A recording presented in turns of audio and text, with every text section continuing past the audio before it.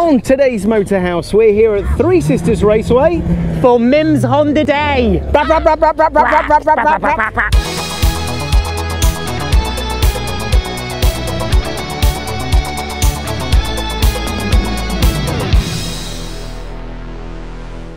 The hills are alive with the sound of VTEC.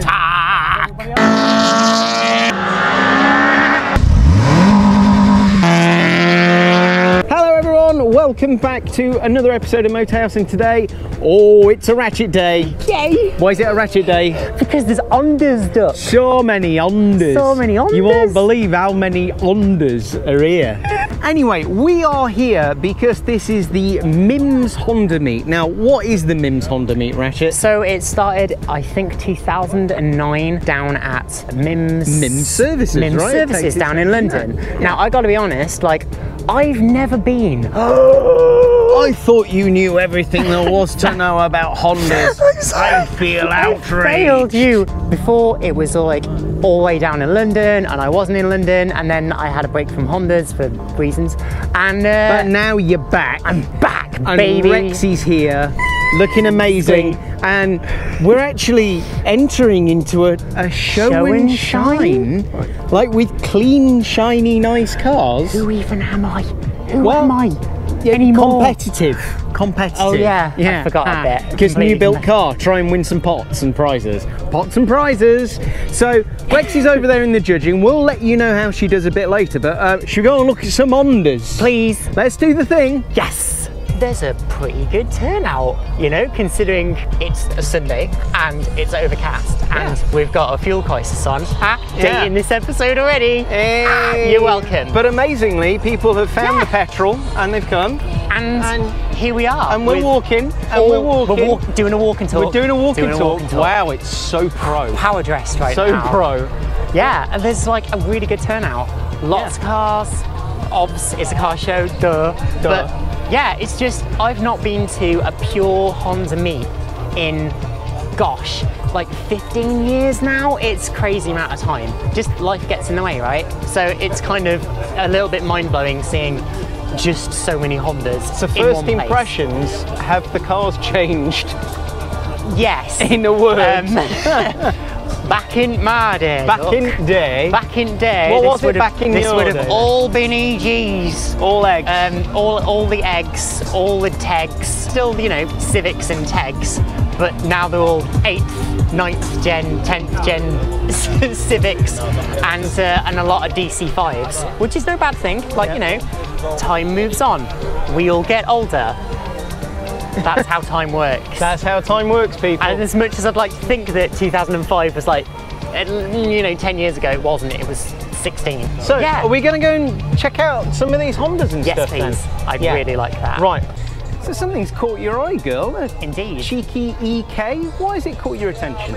So, this is an EK Civic, which is the 6th generation, which was like late 90s into early noughties. This one, in particular, looks from the outside just like a base spec. I think it says it's an Illusion. So some kind of UK special edition nonsense, right? Like, it's even still on its steels with its hubcaps. It's really cool. I love it. But it should have a 1.4 single overhead cam non-VTEC engine. Womp womp, sad trombone. However, somebody has done a cheeky swap, and I approve highly of this. Ooh. I approve mainly because B-Series. This is a B16A2, which means it's a 1.6 double overhead cam VTEC engine, 160 horsepower, found in EKs of the time, but would have been in a VTI like top spec. And it's a really nice conversion, really nice. And like they've clearly gone to the trouble of, so that's a Civic Type R 1-inch master brake servo. It's been done well. I approve of this. So nice sleeper vibes, right? It is, yeah. And you know what? Looks like it should have been there. It's not a mess of cables and all the rest of it. And it gets 2 ratchet thumbs up. 2 ratchet thumbs up. Does he get an extra thumbs up because not K-swap? Yes, if I could, I would put another thumbs up. I'm going to bring in an extra thumbs up. Bit more. There we go, 3 thumbs up this car gets. Yay! Ladies and gentlemen, I appear to have found a first. It's a Honda Ratchet doesn't know inside out. Well, sorry. No, but it's fair though, because I can't remember seeing one of these. What are we looking at? This is a Honda Odyssey. Yeah, I don't know anything about it. This is, what, JDM market? I guess so, it's right-hand drive, isn't it? Yeah. Big flipping brakes. Clearly big flipping Honda, actually. Same PG-13, big flipping brakes. Big flipping brakes. And 7-seater, looks pretty cool. It's an absolute Odyssey. JDM. No idea, but it's cool. I guess it's got a K series. Educate us in the comments. So you see, here's an interesting one. Point to your right, point to your left, and here's the thing. How many times do you see a JDM Import Championship White Type R? Yeah, EP3. And there's one. There's one. There's one. There's one. There's one. There's also one. And normally, Ratchet has this really irritating thing when we're out on the road, and we see like the Porsches, and she's like, "Well, how many CRXs have you seen today?" Yeah, how many have you seen? A lot. Shut up. CRX action, and you're properly in the classic scene here today. What the heck? Because the oldest car here is a CRX. Which, do you know the owner? Of course you know the owner. Yes. Of course you know the owner. Yes. This is it's the UK spec version of my car, which was called a VT. So this has the 1.6 double overhead cam VTEC engine, 150 horsepower, which, you know, 1989-90. That's still pretty spicy. That is spicy. Yeah. This one is a bit of more of a spicy meatball. It's more of a spicy meatball. Why might that be, boy? I don't know. What do you think? You know what you need if you want to make something right fast? There's only one thing. I know. What is it? It's got a turbo. Has it got a turbo? Bloody hell, no. Bloody hell. My word. Look at the size of that. Yep. Oh, I bet that is right fast. If it's got a turbo like that, oh my God. Must be right fast. Hey boy, you're on camera at a Honda meet. I am. That means that you must have something interesting to say about a Honda. Well, it's because it's a Honda that's also a Rover. Oh, but no, but here's the thing, right? Is that we talk about this all the time, is that there are no cheap, interesting cars left. Well, here we are. Here's a Civic. Poor thing, the owner has been offered £400 from a breaker's yard to scrap it. Sign in the window, needs a little bit of work, but it's got some MOT on it. Best offer over £400, and you've got yourself a retro car. I'm sure you could do plenty with that, right? The girl says yes, you could build that into something fun. Look, if you want to get interested in interesting, enthusiast cars, build cars, they are out there. You can start off with something cheap, simple, boring, dare I say bland, and you can make it into a little firecracker, I'm sure. So they are out there, people. Get out there, buy something interesting, do it. Hey girl, what? There appears to be a swarm of people around your car.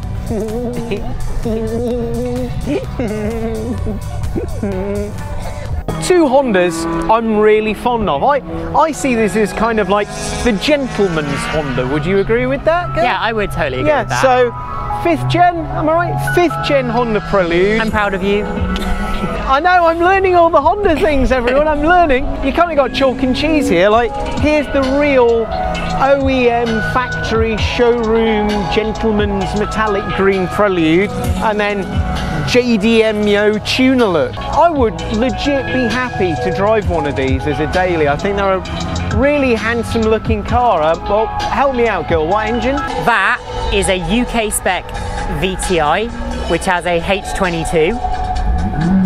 That one is the equivalent, but that one is an SIR, which is a Jap import, so it has the same engine but a bit more power. Nice. I would completely not feel like I'd been hard done by driving around in one of these. So I call the Prelude the gentleman's Honda. I feel like I'm home.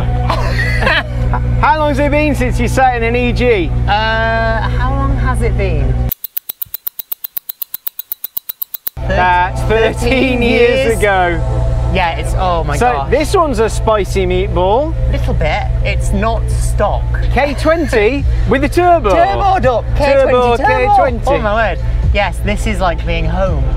And it's got a glass roof. Oh, and nice. Glass roof. Yeah. Glass sunroof. God, I miss this interior so much. It's just, this to me is Honda's. This is the design language that I fell in love with. This for me is Honda's. Everything is, it's driver focused, within hands reach. Passenger side, like there's nothing, you've got a glove box, that's it. So everything is easy to get to. It's all, you know, just nicely rounded. So it's not that 80s wedgy boxiness. It's just a little bit rounded on the corners. It's just, it speaks volumes to me, and I love it. I love it so much. This is, and it's yellow. Yellow, people. Right, well, we're scooting around as quick as we can because it's starting to lean out. People are leaving early on. Saw this making a whole bunch of noise on track earlier on. What have we got here? I bet it's a K series. I think you're right, because there's a theme, isn't there? There is a bit of a theme. Is it? Oh, there it is. There it is. It is a K swap. Ooh, that's nice. I'm just going to say it. One of the best engines in production, full stop. You won't get an argument End from me, of. It's like, hi, I need a high revving 4-pot that'll go for hundreds of thousands of miles and make shed loads of power for not a lot of money. Ta-da! EP3 Civic, was this the first that had a K series in? That's correct. First K series. So as I was getting into Hondas in 2001, 2002, this was the new Civic at the time. Everyone called it a bread van because over the years I've warmed to them. I find them to be a much more natural progression from the EG. And then when you have a look at the current shape, I think this is what, 10th gen now? I mean, I'm so out of touch. It's a Marmite look, isn't it? Yes. But it's a look. I'm sure it'll be classic one day. But it's interesting, isn't it? Is when you compare this now with the EP3 back down the line. That's over 20 years old now. So I know it's okay. I believe this knife is yours. It's okay. You can get through this. So we have to accept that this is a classic Honda. Yes. Yes, this EP3 is now older than my EG was when I first bought it back in 2002. And I'd say really that, well, if they haven't already, if you can find a clean EP3 now, EP3 Type R. I think they're appreciating. Yeah, grab one whilst you can. Yeah, especially if it's an anniversary edition, because they're going to be big money in a couple of years' time. It's aging nicely as well, isn't it? You heard it here. Buy these. So when you were first coming to these events, Ratchet, what was the typical car? What was everyone running? It will have been a 5th gen Civic, or maybe a DC2 TEG, or an Accord Type R. You know, something like that. Like, they would have been within 10 years old sort of range. B-series engine, or maybe even D-series engines, because that was the high performance engine at the time. So, what you mean, kind of like this then? Ta-da! Yeah, here we go. So here we have an EG Coupe, which did not have a VTEC engine, but I'm pretty sure that one does. We've got an EG Civic. This is a Jap import VTI, so would have been a D series, but has now been swapped with a B18, I think the owner said. It's a bit ratty, but it's here. It's survived. It's alive, right? This is an EK Coupe. No, it's not. It's a Saloon. I do apologise. They did these in 1.6 and 1.8 B series. They have spent a lot of time being donor cars, unfortunately. Yeah, but sadly. This is a really nice one. And then we're on to, strangely, what is it? Oh, look. It's a DC5. See what I did there? I love people who spend money on nerdy private number plates. They're like, only that amount of people will get. Do you know the nomenclature? Yes, you do. Yes, you do. Then you're one of my people. Then you're one of us. This is a TEG. It's the last generation they did at the moment. Unfortunately, DC5. Really good looking cool car. car. Yep, K20 engine. Yep. And then I guess again, this is solidly your era Honda stuff as well, right? Another EG Coupe. Yeah. Really clean, really like it. This is a EK shape hatchback. I think a VTI as well. And then really we're nice. about to move on to something a little bit special. Ooh. Do you like special editions? Oh, I bet you do. All right, so 1990s. Yay! Honda was very much still involved in F1, still doing pretty well as I remember. Yeah. And they were supplying engines to the Jordan Formula One team, which led to a pretty cool special edition tyre. Now, you don't see these very often nowadays, do you? But there's two here. So one, and no, the other way, there we go. Two. Should we go and have a look? Yes, please. Let's do the thing. So I mean, like, this is all you, isn't it? Yellow Honda, 90s Honda. So what was the Jordan based on? Okay, so the Civic Jordan, they made 500 of them. They were UK only. Basically, they are just a standard VTI, which, to be fair, means it's a V16 A2, 160 horsepower, a very respectable car. That's very respectable. Especially for mid-90s. Yeah. They were all yellow because Honda Jordan race team Yeah, was Jordan yellow, race team. with a few little tweaks. So the interior, you got full leather interior, which is all, you know, Hornet yellow, It's and super black, 90s, isn't it? Like with all the two-tone Jordan black thing. and yellow. And they all got, you know, a nameplate with the, you know, one of 500. Oh, were they individually numbered as Oh, well? yeah. Wow, Oh, very yes, nice. they were indeed. And then, you know, they've got the decals down the side with the Jordan Hornet and all that sort of stuff. They're really cool, and it's nice to see two here.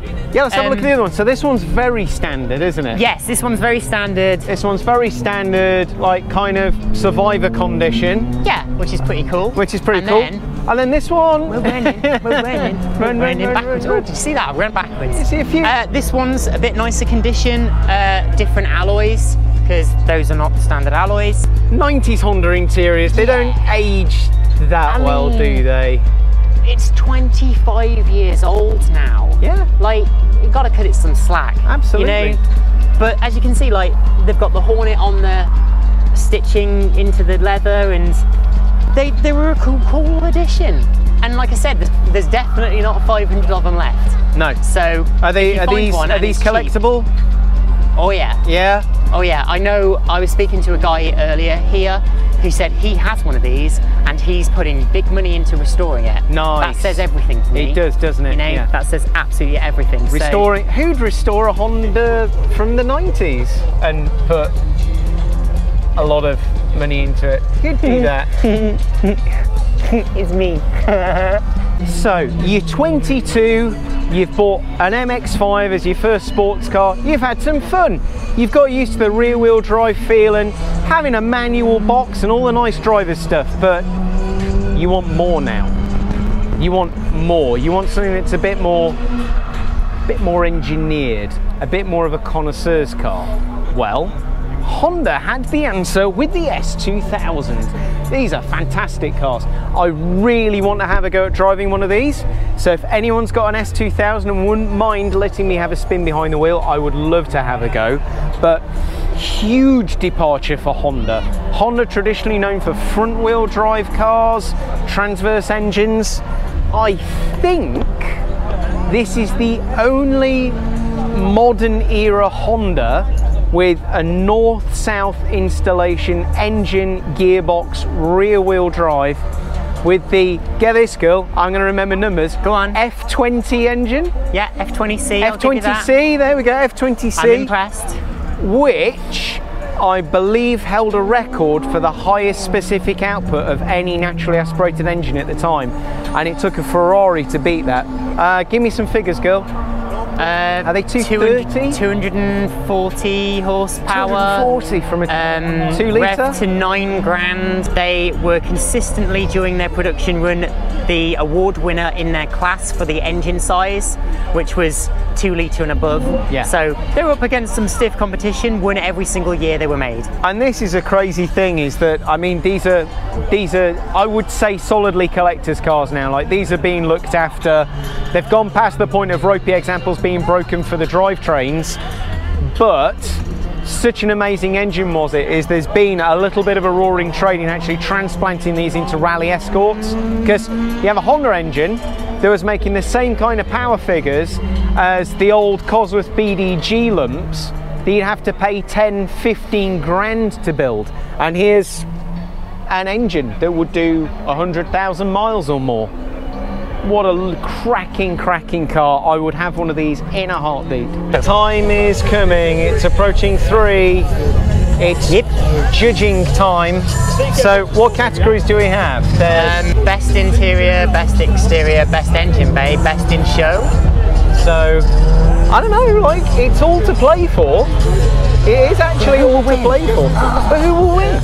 Not me. Well, you know, let's have a see. I mean, look, like, she's getting some attention. Well, she's the fruit of my work. So of course she's getting attention. It's Mama's girl getting some love. So we're now down to the best of show, first, second and third place.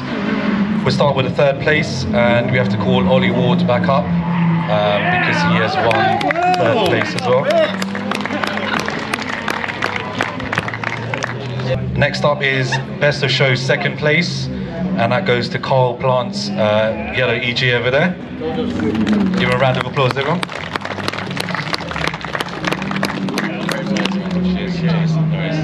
And of course the last category, best of show, obviously goes to the NSX. Absolutely amazing builds, really great quality parts and very well put together. So give Michael Silcott a round of applause for first place here.